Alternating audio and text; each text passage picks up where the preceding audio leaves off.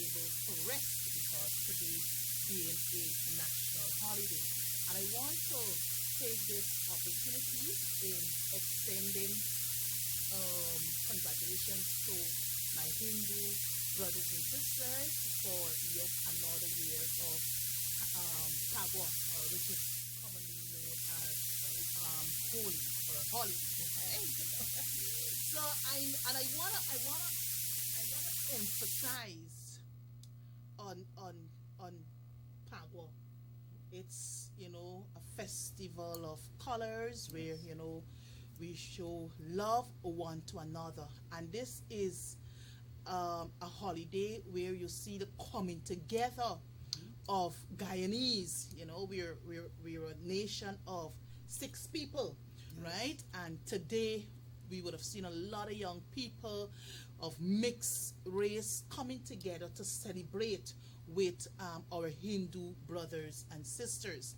And I also want to remind our viewers and listeners, Nicole, though I haven't introduced you formally to the program I think, yet. Those who are watching the, yes, by now know yes, who's on the program. Yes, but I'm coming to that. But That's because fine. we're using Blessings. one camera, that's why Sure, it's that's on fine, yeah. us both, right? But Pagwa, the holiday Pagwa was made possible by the late Lyndon Forbes Sampson Burnham.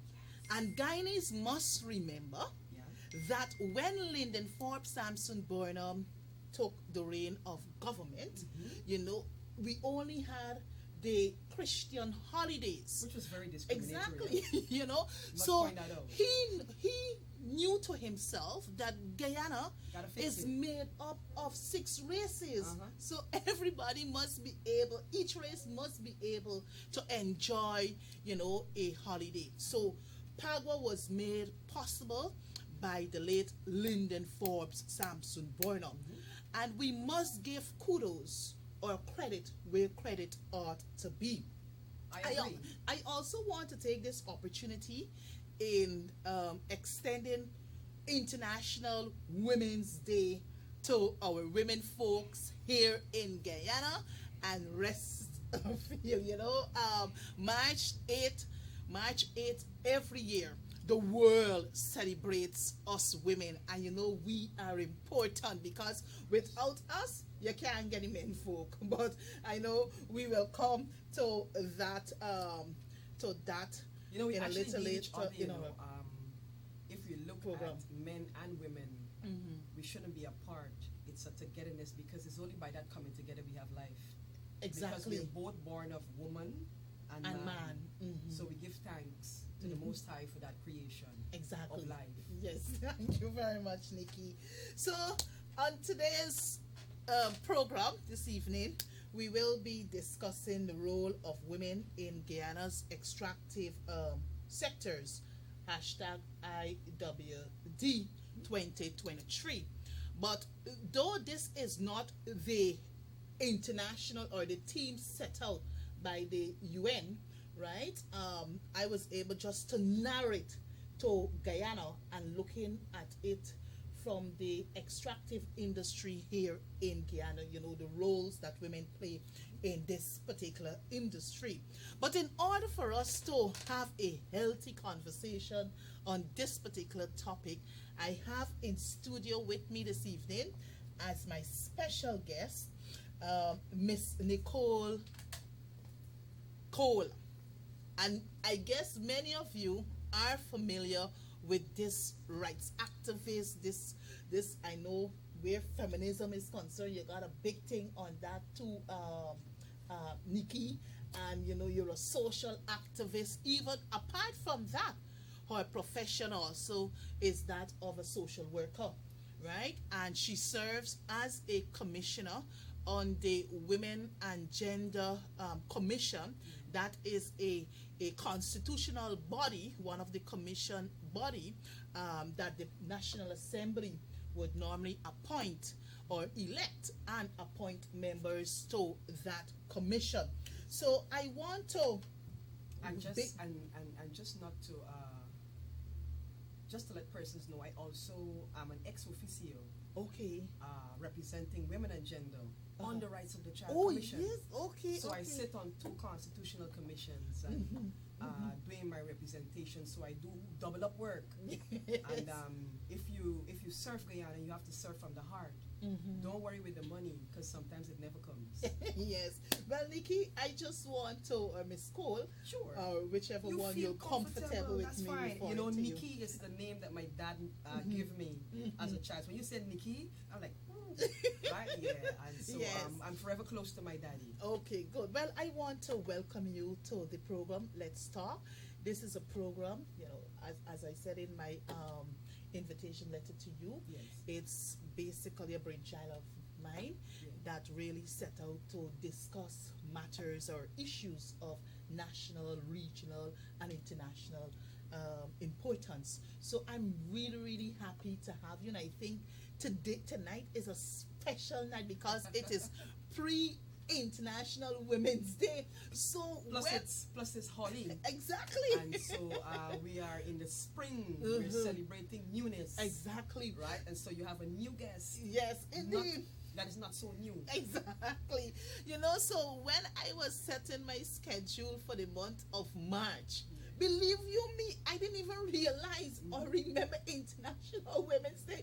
It's not until exactly. I told you, right? Because when I watched the date, I said, oh my goodness, she says the 7th of March. Does she know that the next day? Let me just send you the team. Yes, because the team indeed. is really digital. Yes. Innovation and technology for gender equality. Yes. But if I had to do anything with that team, I would have said equip all. Equip all. Because how do we digital when we don't equip all? Yes.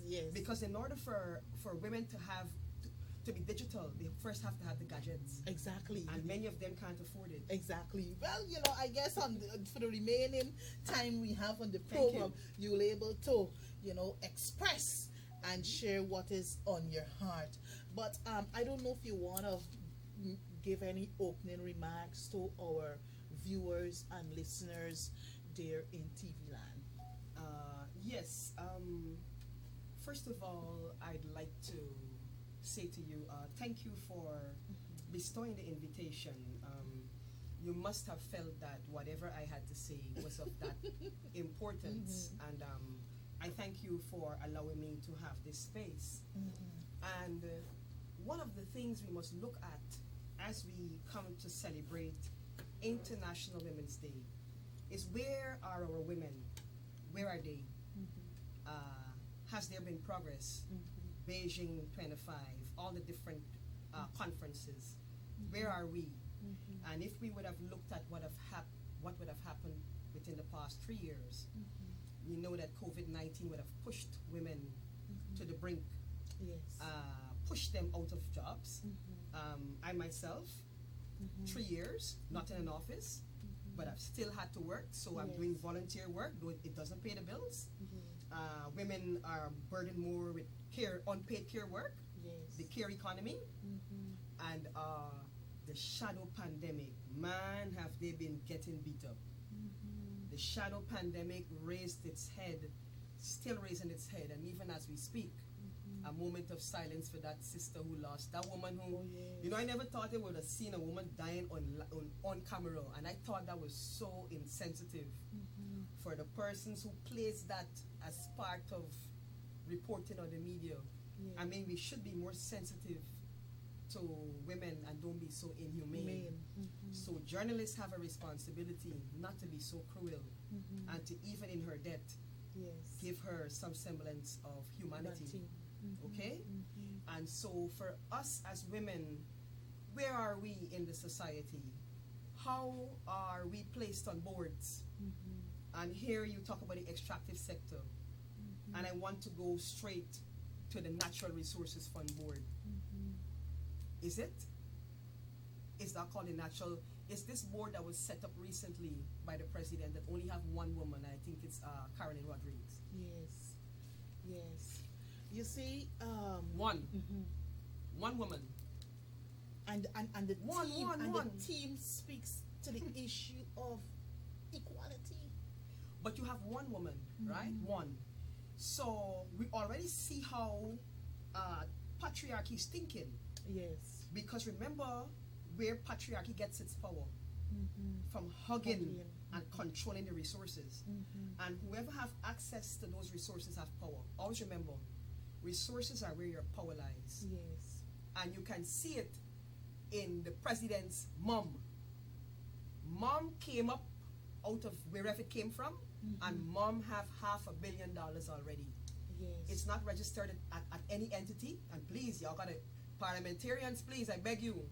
This is not an issue that you can have it lying around, because we cannot be spending taxpayers' money without a structure. Indeed. It's not an agency to say it's the Ministry of Human Services, Ministry of Housing.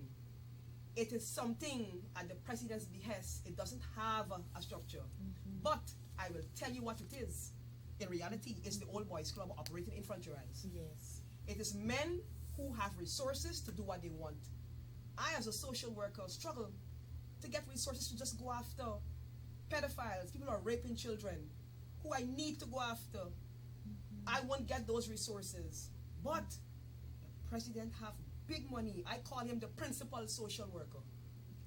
Oh yes. Yes. He usurps every function of all the ministries. Have you looked at that? Yes. That in itself tells you that there's a crisis of leadership. You've got to allow. Do you think we as a constitutional commission can go around usurping everyone? We have an oversight role. We have to allow the agencies to function. So we may get a report pertaining to the Child Care Protection Agency. We have to investigate. Yes. Fine, but you have to allow people to function. Exactly. But when you have the principal social worker who swoops down with the commissioner of police in tow, he has nothing else to do, and all these different, and you have this show of power, you are looking at a scenario whereby no one functions. This one person gets all the credit, because he will take away from all those ministries who should be doing what they're supposed to do. Yeah. And then all the credit goes to mom, men on mission. So patriarchy gets the glory because it's men. It's not women. It's not women. And it's men who are now usurping and of course using their might and power to actually spread out and do the things that they are institutions. Guyana is not a country without those agencies. So housing, Ministry of Housing, you're building house. Yeah. Housing, you have Ministry of Housing. You're giving out things, you have Ministry of Human Services. But then you have this new agency. Yes. Which law it falls under? No Nobody law. knows. Because there's no law that brought it into being. It's not under the Friendly Society. It's not under the co-op. It is not a registered entity. NGO. But it has $500 million. Boy, look, I wish if you go, bless me with just a portion, let me do real social work. Yes. I've been to school and studied it. I thank you. Yes, thank you very much, Nicole, for your opening remarks. But as Guyana joins the rest of the world to celebrate International Women's Day tomorrow, and this is what the UN has put out there. The UN theme for this year's International Women's Day is digital, right? Innovation and technology for gender equality. Yes. This theme is aligned with the priority theme for the upcoming 67th session of the Commission on the Status of Women, CSW 67, right? And inverted commas, innovation and technological change and education in the digital age for achieving gender equality and the empowerment of all women and girls, unquote. Before I go to my first question, Sure. I know for a fact, Nikki, that you currently sit as a commissioner on the women and gender equality, right? As I said in my opening remarks, it's a commission it's a constitutional body. So perhaps for our viewers, you Sure. can briefly educate, though it is, I think, is it Article 212 of the Constitution? Yes, on Good. Article 212, I 212. think we have like 16 functions. Exactly, Or right? 14 there. Exactly. But yes. So perhaps you can briefly state for our viewers and listeners what are the core function of this commission? Our core function is to promote, protect women's rights as human rights. As you know, Guyana has CEDAW Yes. enshrined in the Constitution. Yes. And CEDAW speaks to the elimination of all forms of discrimination against women. So let us look at Mandate 5. It says, raise the awareness of the contribution of women and problems faced by women, including the recognition and value of unwaged work. Right? Yeah. So in this context, we have a duty. Wherever women's rights are being denied, wherever it is being trampled upon, this commission have the power and the authority to say to you, stop. So for example, something happened last year at the Women, Peace and Security Conference. This is where you had the U.S. Southern Command, that general woman, that woman who swooped down with all that power, right? Yes. And then remember last year too, we saw the coming into power of the first ever female chief of staff of the Jamaica Defense Force, Rear Admiral Antoinette Memes Gorman. And of course, I'm a proud holder of her coin, right? And one of the things that women must be able to enjoy in the protection of their rights is the maternity rights. Womb, women have the womb. It is where all men would have lived. Without this womb, you can't live anywhere else. This is where you are nurtured for 9 months. So there was a question that was asked on the floor. The one question that was allowed, it was tight. Everything was proscribed, scripted. The one question they allowed, I jumped up and I asked it. If the armies of both Guyana, Jamaica, and the US had baby-friendly policies, and lo and behold, you know what was discovered? While the US have a progressive policy, while Jamaica have a progressive policy, Guyana is guilty of the violation of maternity rights of women in uniform, and it's a crime. I am repeating what was said by the Honorable Chief Justice. If there's any institution in Guyana that is not upholding women's maternity rights, and Annette, you remember me protesting, don't feel aware, when the coalition was in office, right? Yes. When those 4 female constables were fired because they got pregnant. Yes. I went to the Honorable Mayor then, Green, and begged him, was myself and Mark Benchcop. They were reinstated. And the coalition committed to reviewing every policy. They didn't mind that the next year, I'm telling you what happened in 2015, 2016, I was back in front of NCN when that reporter got pushed off the air because she was pregnant. So we have a problem in Guyana with maternity and how women are treated and discriminated for something that's natural. Yes. As pregnancy. Any agency that have a pregnancy policy is discriminating against women. It's only women get pregnant. All right. Did you hear me? All right. It is only women who get pregnant. Men impregnate. Yes. But the agency doesn't have a policy that tells the man he mustn't impregnate. Nobody dictates to the male genitalia what must happen, but they do it all the time to the female body. Always remember, men gain their power through the control of women's bodies. And we must not forget that. And so here I want to advocate for the policy. The Army must tell Guyana what is happening to women, International Women's Day tomorrow. We want to know how you are treating women who are pregnant, the pregnant soldiers, and if your policy would have changed since this issue would have been raised last year. Women's rights are human rights. Exactly. And the Women and Gender Equality Commission, we have a duty to ensure that those rights are respected and protected. So I've just done my duty right here on your program to say to the Guyana Defense Force, you cannot violate women's maternity rights. Yes. Thank you very much, Nikki. Thank you for the platform. That's okay, Nikki. All right. So my first question I would want to put to you: do you believe that there is gender equality in Guyana. I know, you know, you're sitting on a very important commission, and I guess, you know, from time to time the commission would be involved in investigating certain matters. So during your investigative, we call it activity, you might be able, or you may have come upon some burning issues, right? So perhaps you can share with our viewers what are, or what were your findings. We are far away from attaining parity. We have now moved from, remember, women would have fought for 1/3, Yes, even in the parliament. Now we want parity. We want 50-50. If I were to ask you, how many women MPs are in parliament? If you combine both sides, the men are still there in front of you. Exactly. So you still have patriarchy that you're fighting.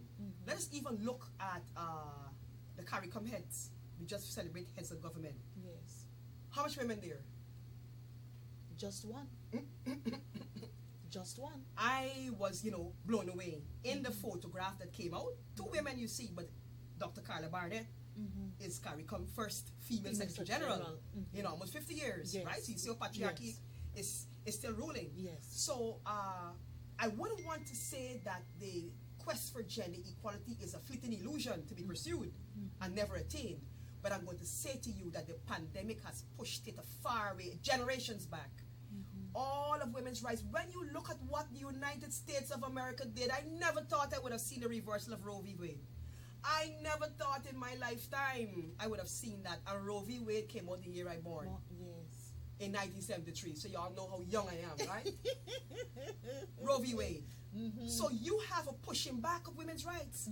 So instead of there being a push, patriarchy now has gone. Look at me, full out war. It's a full-blown war on women and are pushing back at us. Wherever we are striving to go, there's a pushback. You talk about the extractive industry. For women who sojourn into male-dominated fields, that you want to hear the cases of sexual harassment, you want to hear about the rapes, you want to hear about the threats that they get, you want to hear about how some of them have to be sleep with weapon in order to protect themselves. The stories are horrendous because patriarchy derives its power from violence. The language of patriarchy is violence. Don't take my word for it. Look at Putin. Look at Putin. Look at Russia. We have a war for over a year. That is the language of patriarchy. If you don't comply, I'll make you comply. I'll show you who has the power. And that is the reality here. So as much as we are striving, look at what's still happening. We thought the coalition fixed the problem with maternity rights. We were told that the policies were changed. But lo and behold, you learned in 2022, in the year and age that women are being punished in the Guyana Defense Force by having 1 year promotion removed from them because they get pregnant. I mean, come on. And then they don't get the full 3 months. I had tears in my eye. I got so emotional because I'm human. Yes. And I was like, what? These men live in wombs. How do you punish them? And then there was an American major. I got an American. She got fired. America had the policy, when she became pregnant with her first child. Now America policy whereby if that woman wants to stay off for 2 years, she can, and she returns at the same rank. Nothing is taken away from her. That's very progressive. Giving birth without birthing, without women giving birth, there'll be no life, no procreation. I don't care how much they got AI. All the digital, all the artificial intelligence, you can't replace the womb. You can never replace the womb. And you must respect this womb. And as we speak, I'd like to commend the First Lady on her second pregnancy. I think Zaid is getting a sister or a brother. So here we have a First Lady who's pregnant. Aren't I correct? You're absolutely correct. Yes! And I'm happy that she is giving birth. But just like how she's been able to allow to be so free and so developing, we want the same for the women in the army. And she was at that conference. She can bear witness to my activism at that conference as it relates to making sure that the women's Policy. rights are respected as human rights. I'm only there to do my work. I've been appointed to serve, and I'm serving. Yes. And I want to say that as a commissioner, I've only missed 2 meetings in over a decade. So you can rate me there for my focus and attention on the issues in Guyana. Well, Thank you. Well, I want to publicly thank you for your service. Though, in your opening remarks, you said it's not about the money. I guess No, pro bono it is not about the and money. It's yes. about what makes me happy is when I see people move from one point to the next. Yes. And if I can make a difference in the lives of children and women, I feel good about that. Like if I can wake up tomorrow and see the news, Army changes policy on women's maternity rights. Girl, right away, Rasta go and celebrate in Rasta style, eh? Yeah, All right, so I want to Give commend you thanks. for your service, and you said for over a decade. And Yes, you for over a decade. Yeah, so continue to serve. Thank you. And I know exactly where your heart is. But my second question to you, Nikki, what do you think the current PPPC regime should do to ensure that gender equality, right, in innovation and technology can be achieved? Because that is what the team, for International Women's Day tomorrow is centered on. What I can say is that once they provide access to financing for the infrastructure, like I recently saw the Minister of Education, I think she commissioned a smart classroom somewhere or a computer lab. Those are good things. I saw the First Lady, the Barima Winey girls got training, I think it was in drone technology. That is superb to manage the mangrove. Drones are expensive. Indeed. I want the drone, but I can't afford it. Somebody out there going to present you one, man. Right? Drones are drones. So I am happy to see that. Yes. I'm happy to see all female team that was manning the droves. In Region 1, there's a project ongoing. Currently, I am trying my utmost to get the Beena Hill Institute STEM Club on board. That's in the North Rupununi, because let me tell you something, Annette. People just run to just let them, like if the Northern exists. But there's the Beena Hill Institute that Makushi language. Yes. They sing in Makushi. Oh, beautiful Guyana. Yes. And they say the pledge. I am so proud of them. And we are working assiduously. I want to thank STEM Guyana, Karen Abrams, yes. to get the Beena Hill Institute. Currently, there are some communication issues. I have begged STEM Guyana to work us through it, because I'd like to see the students of the Beena Hill Institute have expressed the desire to be on board with STEM. And I'm saying that the development on the coastline must be the same for the hinterland. We cannot leave our hinterland students behind. And I'm proud to help to facilitate that, because we want to ensure that STEM, robotics, and digital is for the hinterland students. Yeah. I thank you. Good. But you made the point earlier that you witnessed the commissioning of the drone by the First Lady, if my memory serves me accurate. Yes. And also She just graduated, I think it's 20 girls from Region 1. Yes. The Barima girls in drone training. Good. They just graduated. And I want to say to her, congratulations for that, because we need more of that. Exactly. And she was talking about that, in giving more opportunities for girls Good. to get into fields. Good. And so that's good. Yeah, but then again, shouldn't the foundation be set probably at the primary level? We got science, we got the 4 core subjects that are offered at the primary level. You got social studies, science, maths, and English. Yes. So if we really want our young girls, right, to probably develop a career in technology or become innovative,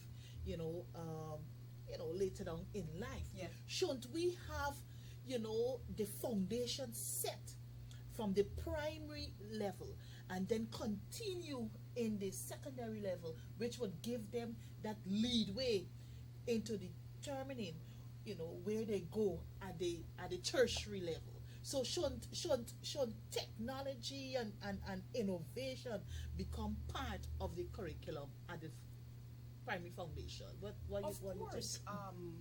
here is why I believe that not only at the primary, uh, because technology is so, what must I say, Why? versatile Yeah. and wide. You would see, if you're looking at stars and international stars, there's a 10-month-old baby. This is Rihanna's son, who's glued to. He's in technology, and you would call it early childhood education. Education. Whilst there have experts who will warn that exposure to technology too early can do harm to the child. So you have that, but we have to thank STEM Guyana again. They are Yes, learning labs. exactly. We have to thank the IDB, and also I think it's Hess.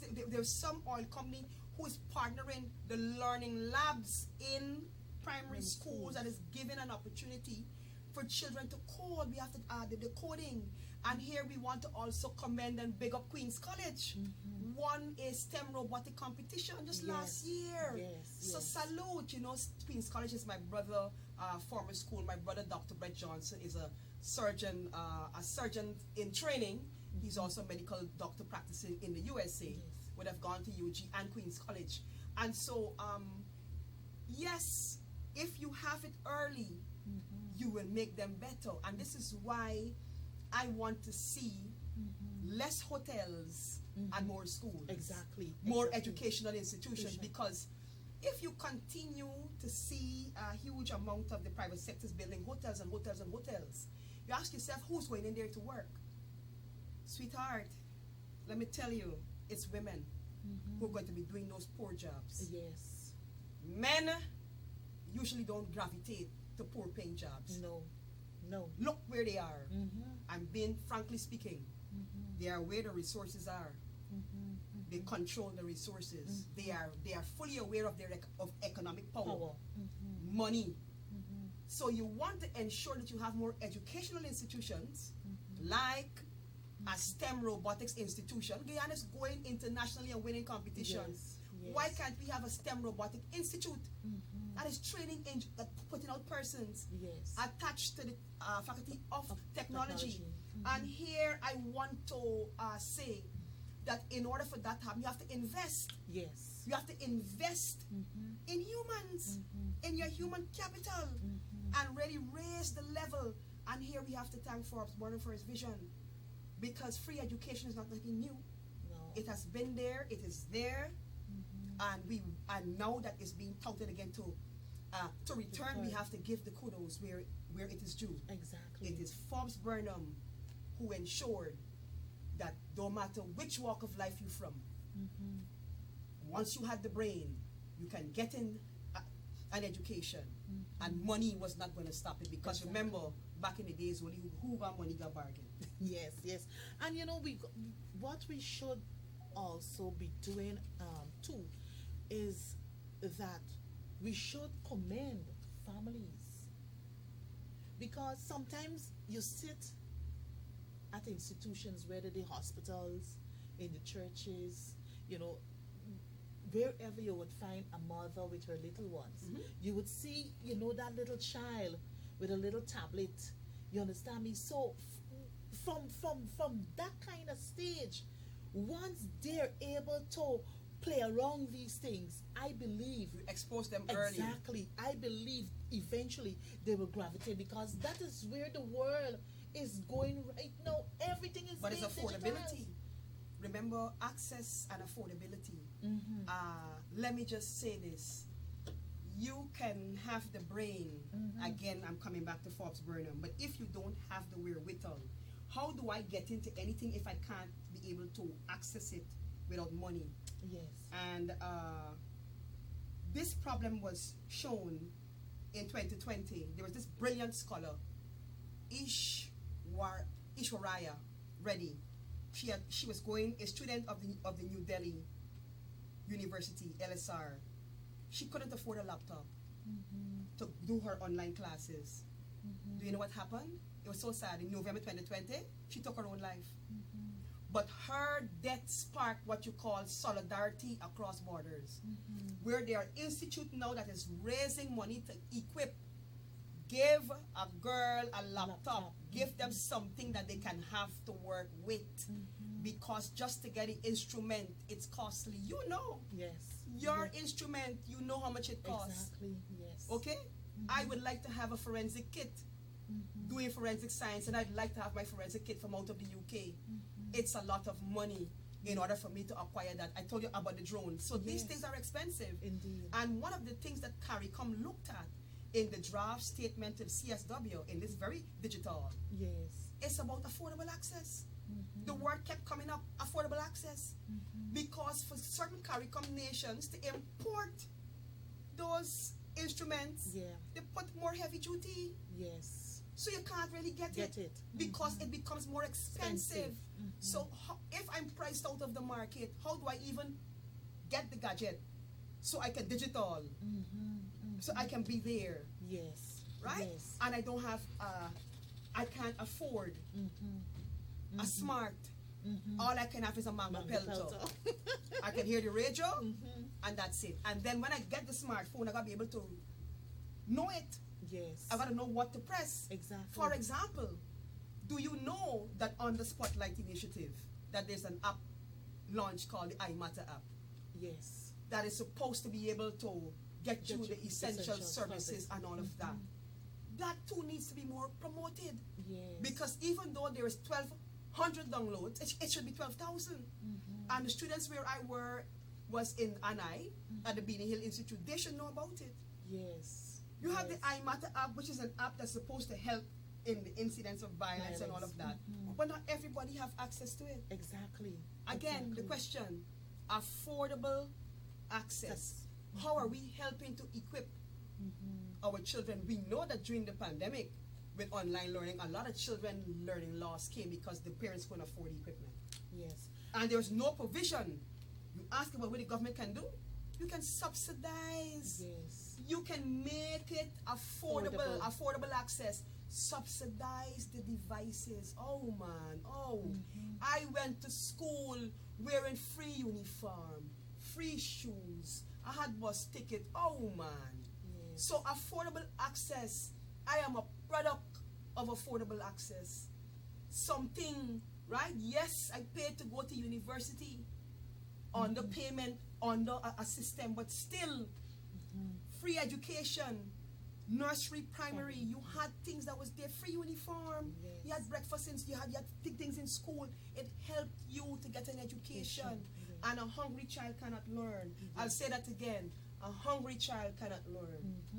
You know, I guess to some extent you will agree with me that perhaps the former president, Mr. David Granger, was probably a prophet. Because you would recall that while we were in government, we said one laptop per teacher. Yes. You remember the one laptop per teacher? And this team, the UN team in celebrating International Women's Day 2023 speaks exactly digital. Yes. You understand me? So Mr. Granger was actually, he had set the foundation so that teachers can be equipped to get their work done, so that learning could have taken place in the classroom. And I certainly agree with you. The time has come for the government to move away from these concrete projects and put more money into the education system. I know for 2023, the Ministry of Education has gotten about $20 billion more, right? Because last year they had $74 billion. Okay. So they're now up by $94 billion. And they're building And schools. the schools, right? Which we ain't got a problem No, with you the have to building of you have to school. build new infrastructure. Exactly. Because I prefer a new building than to have them in tents in the grass outside. Well, you know, I agree with you. I prefer that. I agree with you.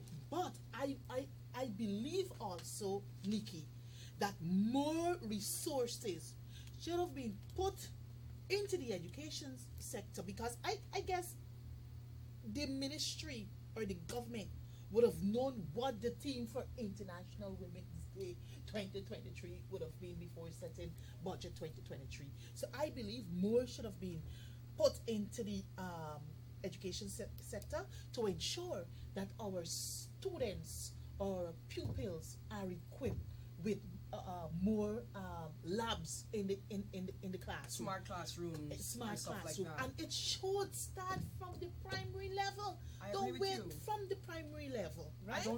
I don't disagree with you at all where that is concerned. And here is where I think the learning labs with STEM Guyana and what they are trying to do must be commended and expanded, because the more we have our children involved in STEM robotics, and there's a growing chorus for STEAM. You cannot forget the arts. The arts remain relevant. But you know, Okay. our viewers might want to know, we're talking about STEAM, yeah, It's it means science, technology, engineering, arts, mathematics. Okay, and when somebody says STEAM, the agriculture people Yes, added agriculture too, you know, yes. right? Because remember, if you know Forbes Burnham, agriculture was a big thing. Exactly. I met Forbes Burnham as a child. He would give me cassava sticks. He always got cassava sticks and exercise books. He always shared something for you to plant, Yes. right? And stuff like that. So you knew that agriculture. I had agriculture bed at St. Gabriel's. Okay. We had to pick out the weeds. It was part of your grading. Yes. You did agriculture. Your hands got dirty. You had to grade. Yeah. And your bed had to no weeds. You understand me now? When they say no weeds, you know, Rasta go to another arm. I'm here for that. I'll say no more. Good. So you know, the other question I have for you here, Nikki, how does the team for IWD 2023 fits into Ghana's context, taking into consideration whether the infrastructure and framework are in place? I know you touched earlier on infrastructure, so perhaps you can elaborate a little more where this particular question is concerned. We currently, I think there is a move. I know that you remember the fiber optic cable thing, and you got the fiber. You know, infrastructure is big, because it aids in connectivity. Yes. So we have to continue to work with that. What I would like to see happening through the government, I mean, I must say that the free Wi-Fi's that you get now, well, we know it started, the coalition did it at the post offices. Yes. But now you have it at the cameras, man, at these different cameras, you know, the spy cameras that spying to see you whether you're going fast, slow, or you're not going at all. It is there. No, but sorry, but then again, you gotta give kudos where kudos ought to be given, because the installation of cameras started under the coalition government, and I yes, want to commend free all the Wi-Fi, governments. free Wi-Fi I was want to commend. accessible. I want to commend all the governments. Listen, I was the first to ask the new government to keep what was good. Yes. What is a public good? Yes. Politicians have got to learn that the people are the major beneficiaries at the end of the day, because they go to those same people for their votes, don't they? So why, if there's a public good, that they must not benefit from it? Yes. So yes, I'm giving you your kudos. The free Wi-Fi. I went to Barakaro in the Kanji Creek, Yes. and I was able to log on live, and that was compliments of the coalition. All right. Yeah, man. I'm not knocking you for that. Yes, yes. I'm saying that I am also. This government has continued. One of the policies that this government has already kept is the reintegration of teenage mothers, which the former First Lady made a policy. Yes. And we need that, Annette. If we are going to digital, Yes. there's so many teenagers who are giving birth, who are pregnant, Yes. and for them they are going to drop out of school. Yes. How do they return without a policy? There's still a huge stigma around pregnancy, especially for women who out of wedlock. Yeah. And so we have got to help those girls, because they're going to slip into a lifetime of poverty. And we know most recently with the baby who was left by the seashore, God bless the baby and bless the mom too. Yes. It's a child. My whole spirit told me that that's a child who gave birth.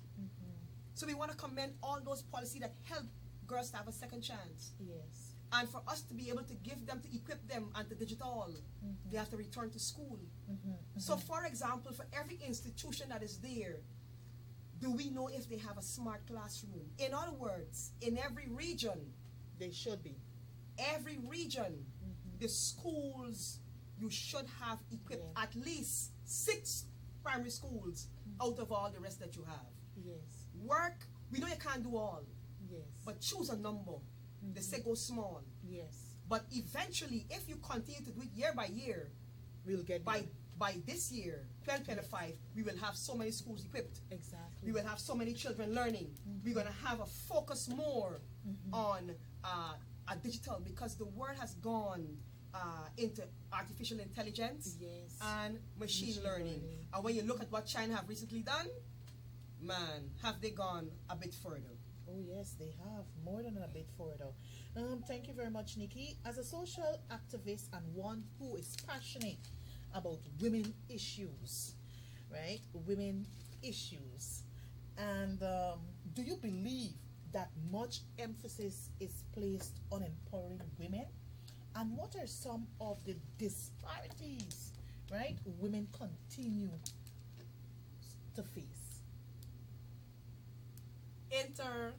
Intersectionality. I sent that word to you today. Yes. Intersectional discrimination. It is so prevalent, right? Because you identify as you are placed. Now, if we look at our 2 powerful office where women sit, and I'm looking at the judiciary, you have the chancellor, Yes. and you have the chief justice. They have been acting since 2016 when they were appointed to act, I think, under the coalition. Yes. And if you count from 2016 to 2023, it's 8 or 7 years, About 7 years. right? Now, there is a security of tenure. There's a feeling that comes when you've been. Those women have gone to school. Law ain't no easy thing to study. No.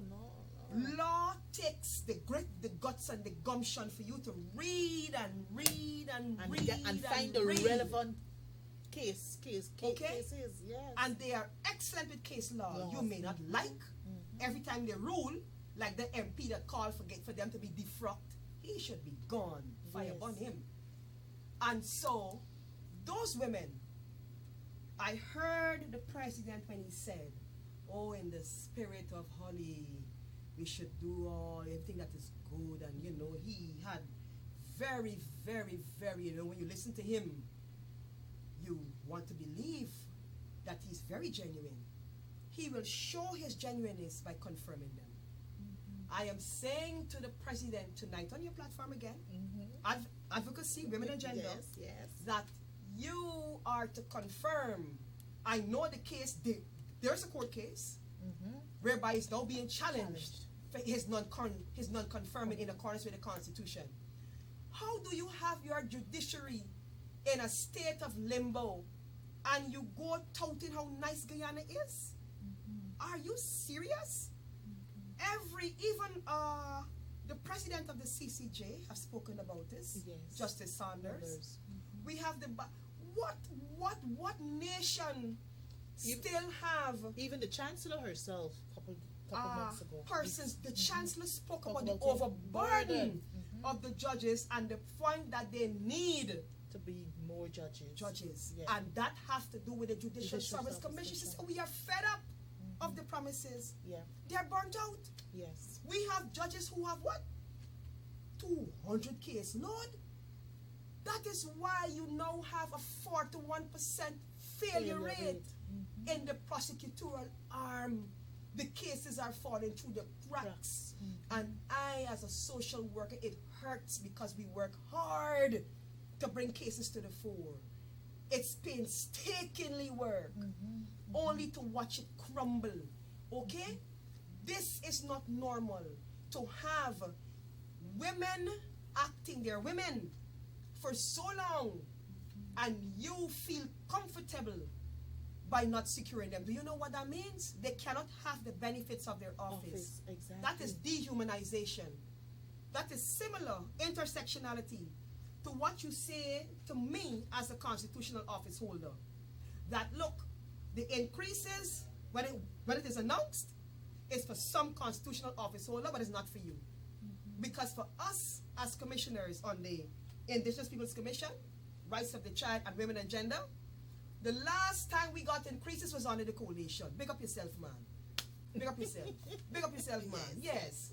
The coalition was the last time we got increases. We were told rudely that it's not for us.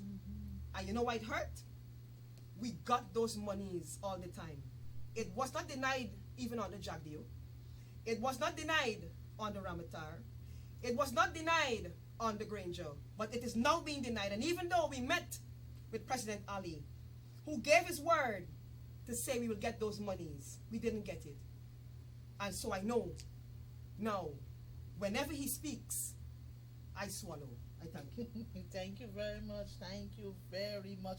You know, Nikki, you made a point that when you were referring to the two highest offices in the judiciary, and that the matter is currently engaging the court. Yes. You're absolutely correct.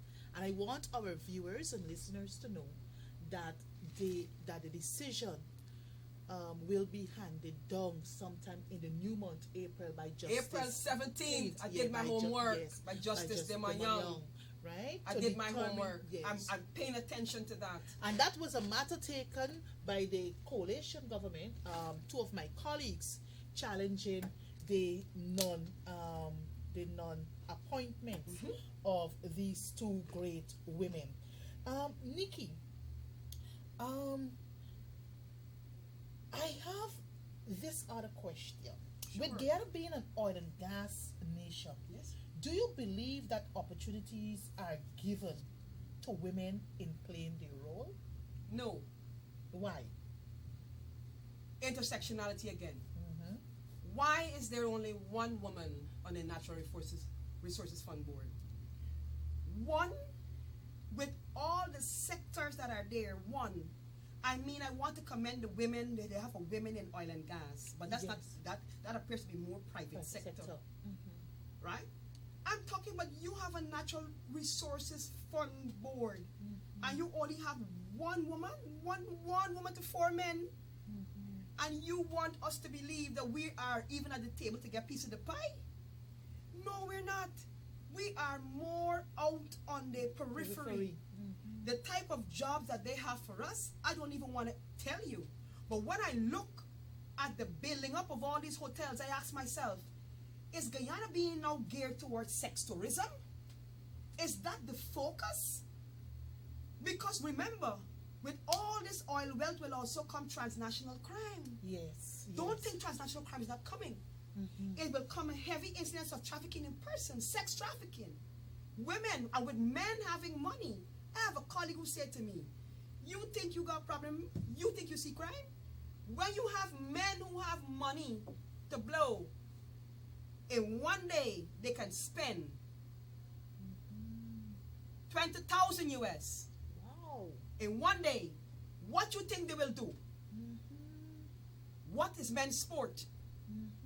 Look at the different bars. Yep. And you ask yourself where this nation is going and what will happen to our girls. Pay attention to where you see the mushrooming of huge buildings, huge hotels. It is women who will be in there working as waitresses and whatever, being sexually harassed. Okay? Yes. Some will not talk because the money, they will shut their mouths. They need that money. They're very vulnerable. It will be a massive exploitation that is already happening. We see it with the employment of women in those sectors and how they are treated. Even our labor officers, they don't have the resources to go to exam when they want to. Who got the helicopter to go there and monitor them? Who going to monitor the offshore when it's happening? You have to go at their behest. Yes. And how the hell do you do that and effectively monitor anyone? Exactly. So we are being exploited.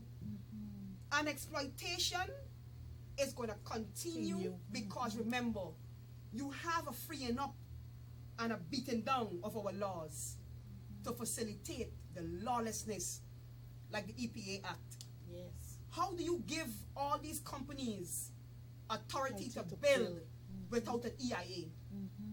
What is that? You're going to cut down your mangroves and you're going to tell me that you're for climate change. And you are fighting climate change and you're destroying the natural ecosystem.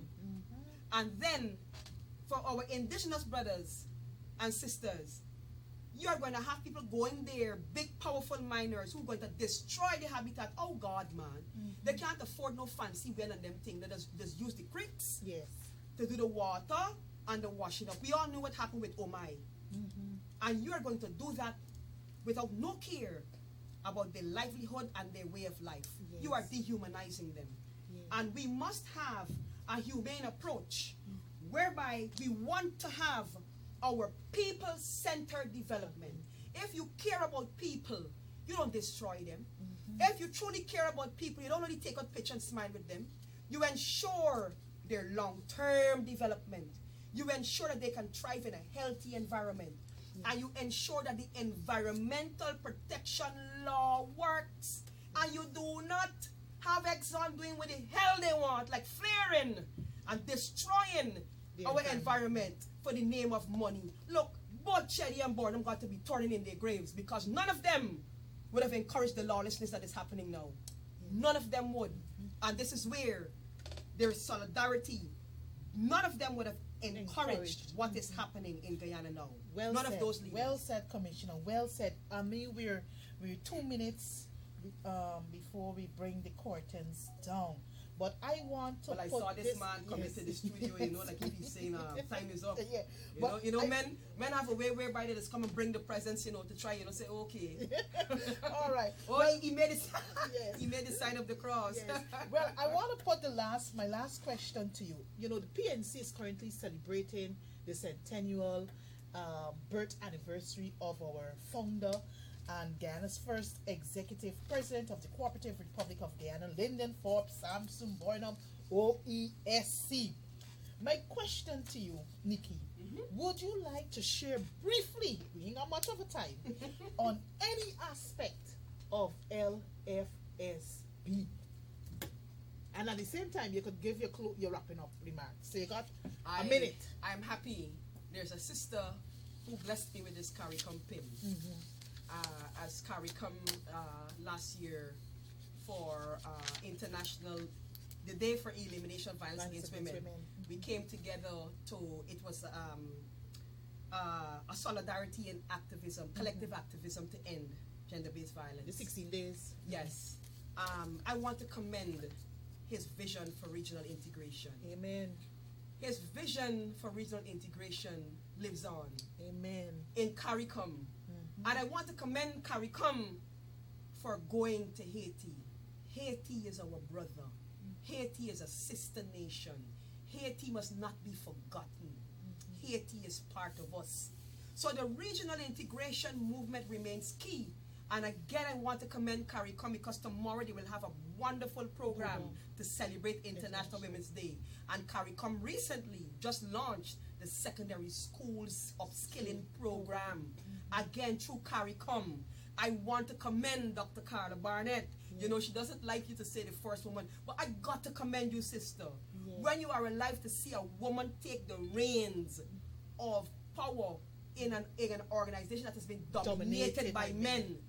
In almost 50 years, CARICOM is as old as I am. Yes. And I'm like, wow. You know, I just strut my stuff and I feel good. I love Burnham. You can't take that from me. Because I knew him as a child. Yes. Burnham interacted with children. Yes. And if we look at President Ali, we have to say that he reads and he's practicing Burnham. Moving with the people, being with the children, all of that was Burnham. Of course. You have to learn from the best. Yes. And regardless of how you want to demonize him, you cannot fault the fact that Guyana produced tap ears. Guyana produced fridge. We had Kolai. We had Gaikan. Come on, man. Speak. Yes. Cotton from Kimbio.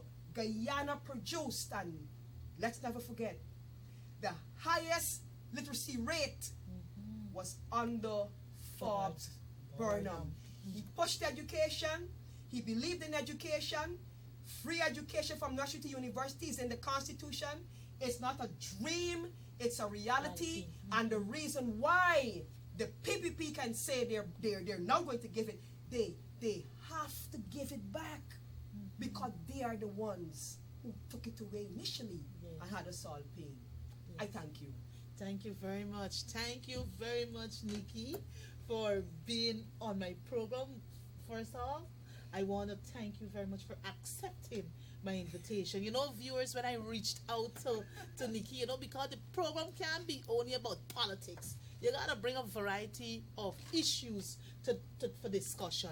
And first word, she agreed, sure, you know, and it was since January, latter part of January, when I reached out to you. So she agreed, and it is conversation like these we must keep alive so our people can remain informed and educated. Yes. So I want to say thank you very much. Don't let this be your first and your last appearance. I will call upon you. Well, I am happy to be here, and Yes. I want to commend you. Always remember, well-behaved women never make history. Yes. Girl, you made history when you run with the maze. I'm so proud of you.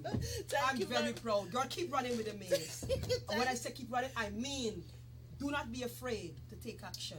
Oh no! Never oh, be no. afraid. You know, when you know, the book of Timothy reminds you that God didn't give you a spirit of fear. Oh no. Right? So Oh, no. I am not fearful. Oh no. Right? And in the spirit of Bob Marley, you know, Yes. we say, get up and stand Yes, up. yes. Stand up for your Right. rights. Yes. Give thanks. Yes. So thank Rastafari. you. Yes. So thank you very much, comrade Nicole Cole, Commissioner You're welcome. of the Women and Gender Equality Commission, a constitution body of the National Assembly. Viewers, this is all the time we have for this program tonight, and you will agree with me that it was well received in your homes, right? So I want to thank you very much for joining us this evening. I do look forward to you joining me next Tuesday for another episode of Let's Talk with Annette Ferguson. On Thursday, day after tomorrow, the program will be rebroadcast right here on Channel 9 from 8 hours to 9, from 20 hours to 21 hours come Thursday. May God continue to bless our nation. May God continue to bless you. And may God continue to bless us all. Amen. So thank you very Give much, thanks. and do have a blessed remaining of the week. God bless you. Blessings.